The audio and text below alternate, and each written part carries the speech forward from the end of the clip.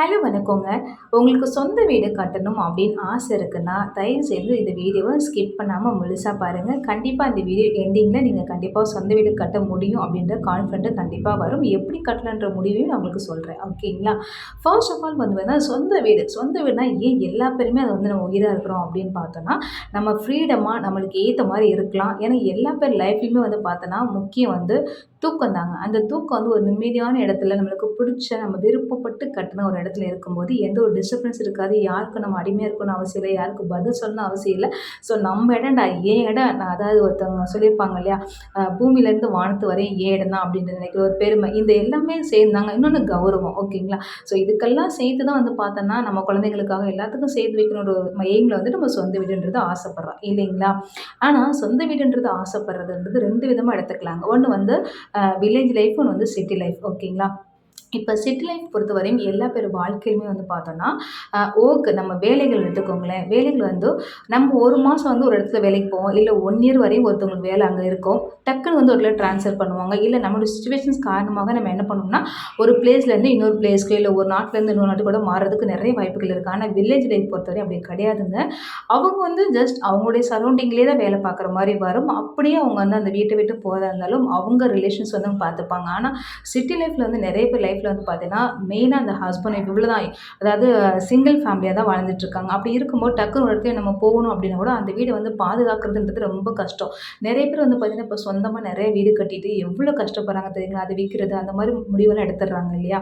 So அதெல்லாம் வந்து main காரணம்னு பார்த்தீங்கன்னா, அவங்களுக்கு கஷ்ட நிலைமைலாம் கிடையாது. அவங்களோட சிச்சுவேஷன்ஸ், அதாவது இங்க இருக்க முடியாத ஒரு சூழ்நிலை இருக்கலாம். இந்த மாரி நெறைய ரீசன்ஸ் இருக்கு இல்லையா?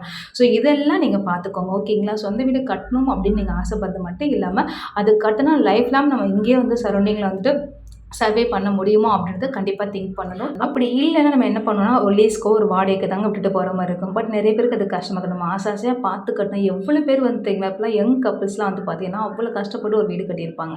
ஆனா டக்குனு ஏதோ ஒரு சிச்சுவேஷன்ல நம்ம என்ன பண்ணணும்னா, வேற வழி இல்லாம ஒண்ணு வாடகைக்கு, இல்ல லீஸ்க்கு, இல்ல வித்துட்டு தான் போற மாரி வரும். ஸோ அப்ப நம்ம ரொம்ப கஷ்டமா இருக்குங்க. ஸோ முடிஞ்ச வரையும் நம்ம கண்டிப்பா வீடு கட்டணும். ஆனா எப்பலாம் கட்டணும், எப்படி கட்டக்கூடாதுன்றத நான் உங்களுக்கு மெயினா சொல்றேன். வீடுன்றது வந்து இப்ப நம்மகிட்ட ஒரு 20,00,000 இருக்குன்னு வச்சுக்கோங்களேன்.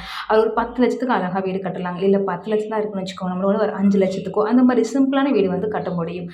நெறைய பேர் என்ன பண்ணுவாங்க அப்டின்னா, வீடே கட்ட முடியாத சிச்சுவேஷன் இருந்ததுன்னா, உங்களுக்கு வந்து ஒரு லீஸ்க்காவோ அல்லது ஒரு வாடகைக்கோட போகலாங்க. அதுக்காக லைஃப் லாங் அப்படியே போய்க்கிட்டே இருங்கன்னு நான் சொல்ல வரல. பட் நம்முடைய தேவைகள், நம்முடைய அதாவது பெர்மனன்ட் ஒர்க்குன்னு ஒரு இடத்துல இருக்கும் இல்லைங்களா? அந்த கண்டிஷன்ஸ் வர இடத்துல நீங்க என்ன பண்ணலாம்னா, கொஞ்சம் டிலே பண்ணலாம் அப்படின்னு தான் நான் சொல்ல வரேன். ஆனா அதே மாரி பார்த்தீங்கன்னா, நெறைய பேர் வந்து என்ன பண்ணுவாங்கன்னா, என்கிட்ட 10,00,000 தான் இருக்கு. பட் நான் 30,00,000த்துக்கு வீடு பிரம்மாண்டமா கட்டணும் அப்படின்ற ஒரு எண்ணத்துல நெறைய பேர் கடன் வாங்கி, லோன் வாங்கி, அக்கம் பக்கத்துலலாம் வாங்கி இந்த மாரிலாம் பண்ணுவீங்க. முடிஞ்ச வரையும் தயவுசெய்து அத பண்ணவே பண்ணாதீங்க. உங்களோட நிம்மதி, சந்தோஷம் அது எல்லாத்தையுமே வந்து கெடுத்துரும் அப்படின்னு சொல்லலாம். ஸோ நான் சொன்ன மாதிரி உங்க அளவுக்கு மீறி நீங்க ஆசைப்பட வேண்டாம். ஆசைப்படுறது தப்பு கிடையாது. ஆனா அளவுக்கு மீறி ஆசைப்படுறதாங்க நான் தப்புன்னு சொல்ல வரேன். ஸோ எனிவே நான் சொன்னது உங்களுக்கு புரிஞ்சிருக்குன்னு நெனைக்கிறேன். அதிகபட்சமா ஓவர் எக்ஸ்பென்ஸ் போட்டு நீங்க என்ன பண்ணாதீங்க, வீடு கட்டாதீங்க. சிம்பிளா, அழகா உங்களுக்குன்னு ஒரு இடத்த வாங்கி, அந்த இடத்துல நீட்டா ஒரு குடிசை போட்டு வாழ்ந்தா கூட சொர்க்கம் தான் நான் சொல்லுவேங்க. ஸோ முடிஞ்ச வரையும் உங்களுக்கு புரிஞ்சிருக்குன்னு நெனைக்கிறேன். ஸோ கஷ்டப்பட்டு ஃப்யூச்சரில் நான் பார்த்துட்டு இருக்கனால தான் உங்களுக்கு நல்ல தூரம் ஷேர் பண்ணுறேங்க. எவ்வளோ கோடிக்கணக்கில கொடுத்து வீடு அவ்வளோ அழகா ஆசை ஆசையா கட்டியிருப்பாங்க. பட் டக்குன்னு பார்த்தோன்னா விற்கிறேன்னுவாங்க, இல்லை ஏதோ பிரச்சனைன்னு சொல்லுவாங்க. ஸோ எதுக்கு நான் என்ன சொல்றேன்னா, பெர்மனன்ட் இடத்த பார்த்துக்கோங்க. அதுக்கப்புறம் உங்களுக்கு நீங்கள் வீடு கட்டணும்னு நினச்சிங்கன்னா சிம்பிளாக கட்டுங்க. அனாவசியமா எக்ஸ்ட்ரா செலவு வந்து வேண்டாம் அப்படின்னு சொல்லுவேங்க. ஏன்னா அடுத்தவங்க பந்தாக்காக வாழ்ந்தோம் அப்படின்னா நம்ம வாழ்க்கையை நம்ம வாழவே முடியாது. ஸோ ப்ளீஸ் யோசிச்சு நிதானமா முடிவெடுங்க.